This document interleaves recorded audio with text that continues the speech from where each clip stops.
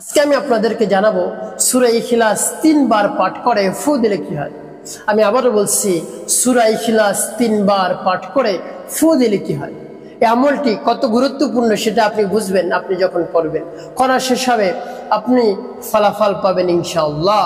তাই বিস্তারিত জানার জন্য, আমলটি শিখে রাখার জন্য ভিডিওটি শেষ পর্যন্ত ধৈর্য এবং মনোযোগের সাথে দেখার অনুরোধ থাকবে। তো প্রিয় ভাই বোনেরা, এই আমলটি আপনি কোন সময় করবেন? এই আমলটি আপনি জোহরের নামাজের পর করবেন। জোহরের নামাজ জামাতের সাথে আদায় করে তারপরে আপনি আমলটি শুরু করবেন। যখন আপনি আমল করবেন তার পূর্বে আপনাকে অবশ্যই পবিত্রতা অর্জন করতে হবে। আপনার যদি অজু থাকে তাহলে তো ভালো, অন্যথায় উত্তম রূপে অজু করে পবিত্রতা অর্জন করে পবিত্র স্থানে আপনি বসবেন। তারপরে আপনার জীবনের গুনার কথা স্মরণ করে মহান রব্বুল আলামিনের কাছ থেকে তওবার উদ্দেশ্যে, ক্ষমার উদ্দেশ্যে, গুনাহ মাফের উদ্দেশ্যে ইস্তিগফার পাঠ করবেন। আস্তাগফিরুল্লাহ, আস্তাগফিরুল্লাহ, আস্তাগফিরুল্লাহ। পূর্ণ ইস্তিগফারটি আপনি পাঠ করতে পারেন, যেমন আস্তাগফিরুল্লাহ রাব্বি মিন কুল্লি যামবি ওয়া আতুবু ইলাইহি লা হাওলা ওয়া লা কুওয়াতা ইল্লা বিল্লাহিল আলিয়্যিল আযীম। এভাবে ইস্তিগফার পাঠ করা যখন শেষ হবে তারপরে আপনি 3 বার দুরূদ শরীফ পাঠ করবেন। সাল্লাল্লাহু আলাইহি ওয়াসাল্লাম, সাল্লাল্লাহু আলাইহি ওয়াসাল্লাম, সাল্লাল্লাহু আলাইহি ওয়াসাল্লাম। তারপরে আমার দেখার নিয়ম অনুযায়ী আপনি সূরাতুল ইখলাস পাঠ করবেন। আর যখন সূরাতুল ইখলাস পাঠ করবেন তখন আপনি যে উদ্দেশ্যে আমলটি করতেছেন, যে উদ্দেশ্যে সূরা ইখলাস পাঠ করতেছেন, সেই উদ্দেশ্যের কথা আপনি স্মরণে আনবেন, মনে মনে রাখবেন এবং মহান রব্বুল আলামিনের কাছে আপনি মনে মনে দোয়া করবেন যে আল্লাহ, যে উদ্দেশ্যে দোয়া করতেছি, যে উদ্দেশ্যে আমল করতেছি, সে উদ্দেশ্য আপনি পূরণ করে দেন।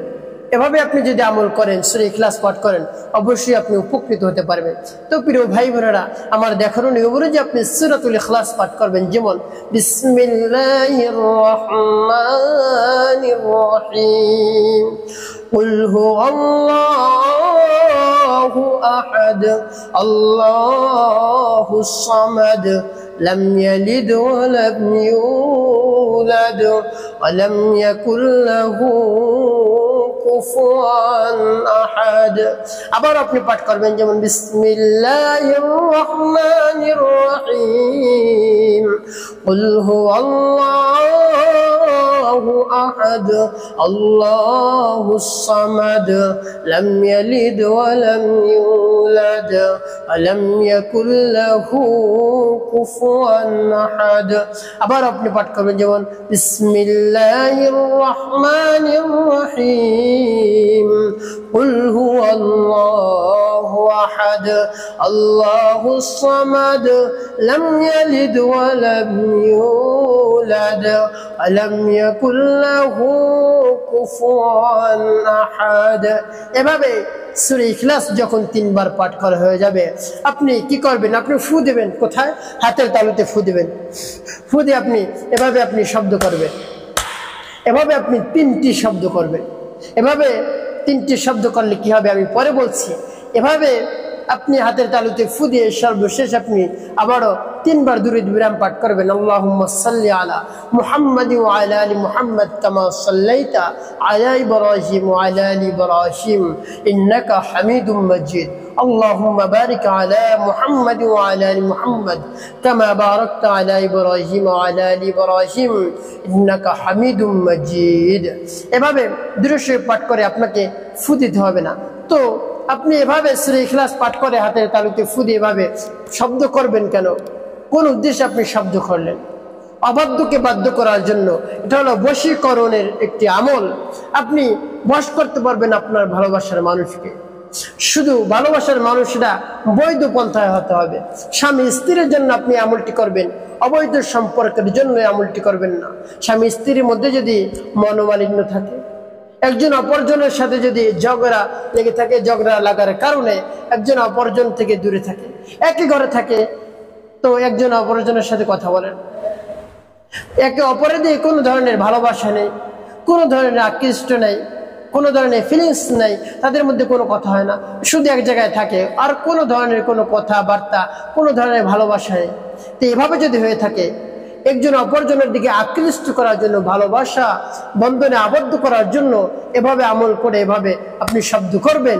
স্বামী যদি স্ত্রীর জন্য আমল করে তাহলে আমল করে এভাবে তিনটি শব্দ এই শব্দ যদি স্ত্রীর কানে যায় তাহলে স্ত্রী তার দিকে আকৃষ্ট হয়ে যাবে, ভালোবাসায় পাগলের মতো ছুটে চলে আসবে, তাদের মধ্যে যত মনোমালিন্য ছিল সব দূর হয়ে যাবে।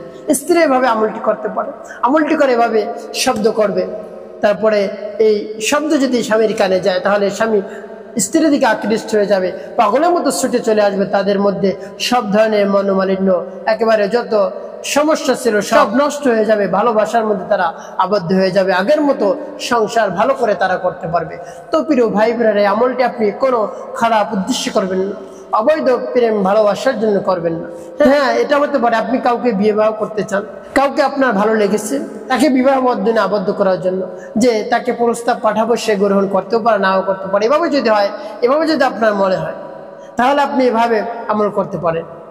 এভাবে আপনি আমল করে শব্দ করবেন, সেই শব্দ যদি আপনার ভালোবাসার মানুষের কানে যায় অবশ্যই মহান রব্বুল আলামিন আপনাদের উভয়ের মধ্যে বিবাহ বন্ধনের ব্যবস্থা করে দেবেন ইনশাআল্লাহ। এখন বলতে পারেন, হুজুর যাকে আমি ভালোবাসি বা যাকে আমি পছন্দ করি সে তো অনেক দূরে, তো সেক্ষেত্রে আপনি কি করবেন? আপনি এভাবে আমল করে আপনি হাতের তালুতে, খালি হাতের তালুতে ফু দিয়ে আপনি মহান রব্বুল আলামিনের কাছে দোয়া করবেন, এবং যার উদ্দেশ্যে আপনি আমল করবেন তার নাম, তার মায়ের নাম স্মরণ করে আপনি মহান রব্বুল আলামিনের কাছে দোয়া করবেন। মহান রব্বুল আলামিন আপনার ব্যবস্থা করে দেবে। আমলটি তখনই কার্যকারী হবে যখন আপনি নামাজ আদায় করবেন। 5 ওয়াক্ত নামাজ আদায় করার পর এই আমল যদি আপনি করেন, এমন যদি হয় আপনি নামাজই পড়েন, আপনি আমল করলেন, আপনি উপকৃত হতেও পারেন, নাও হতে পারেন। যদি আপনি নামাজ আদায় করেন এবং মানুষের কল্যাণে বেশি বেশি কাজ করেন, মানুষের ক্ষতি করেন না, তাহলে অবশ্যই আপনি ধরে নেন এই আমলে ইনশাআল্লাহ কাজ হবেই হবে। তো আমার দেখার নিয়ম অনুযায়ী মহান রব্বুল আলামিনের উপর পূর্ণ আস্থা রেখে, ভক্তি রেখে, বিশ্বাস রেখে আমল করুন, অবশ্যই আপনি উপকৃত হতে পারবেন।